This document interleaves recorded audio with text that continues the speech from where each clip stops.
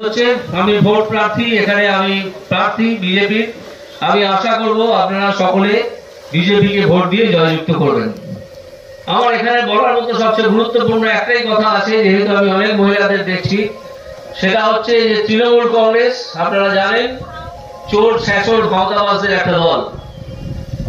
তাদের এখন তারা চাকরি চুরি করেছে, খাদ্য চুরি করেছে, সব চুরি করেছে, সন্দেশখালী করেছে। আপনারা জানেন সন্দেশখালীতে কি পরিমাণ অত্যাচার, মহিলাদের শ্লীলতা হানি, তাদেরকে যা যা করা যায় সব করেছে শাহজাহান বলে একটি লোক। এবং মমতা ব্যানার্জি সেই শাহজাহানকে এখনো পর্যন্ত সমর্থন করছেন। আপনারা জানেন তো সন্দেশখালীর ঘটনা, আপনারা জানেন তো।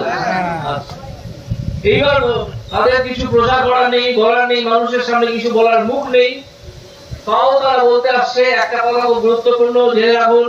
তারা বলছে যে মমতা ব্যানার্জি যদি না যেতে পারে, মমতার দল যদি হেরে যায়, তাহলে লক্ষ্মীর ভান্ডার নাকি বন্ধ হয়ে যাবে। এটা আপনারা জেনে রাখুন, সর্বৈব মিথ্যে কথা, এটা সম্পূর্ণ মিথ্যে কথা। এই ভাওতাবাজিতে আপনারা বিশ্বাস করবেন না। দেওয়া হয় সেটা মমতা ব্যানার্জির বাপের টাকা নয়, সেটা আসে পশ্চিমবঙ্গ সরকারের কোষাগার থেকে। সেই টাকা মমতা ব্যানার্জির ভাইপোর বাপের টাকা নয়, সেটাও আসে পশ্চিমবঙ্গ সরকারের কোষাগার থেকে।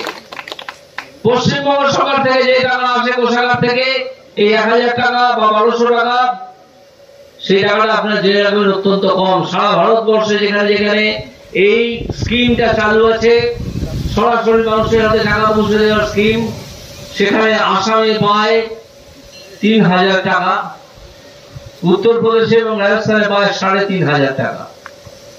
আমাদের নেতা শুভেন্দু অধিকারী এবং সুকান্ত মজুমদার এর মধ্যে ঘোষণা করেছেন, আমিও সে তারই প্রতিধ্বনি করে বলছি যে আমরা ক্ষমতায় আসব পশ্চিমবঙ্গে। এই ভোটটা তো পশ্চিমবঙ্গে আসার ভোট নয়, এই ভোটটা হচ্ছে কেন্দ্রীয় সরকারের ভোট।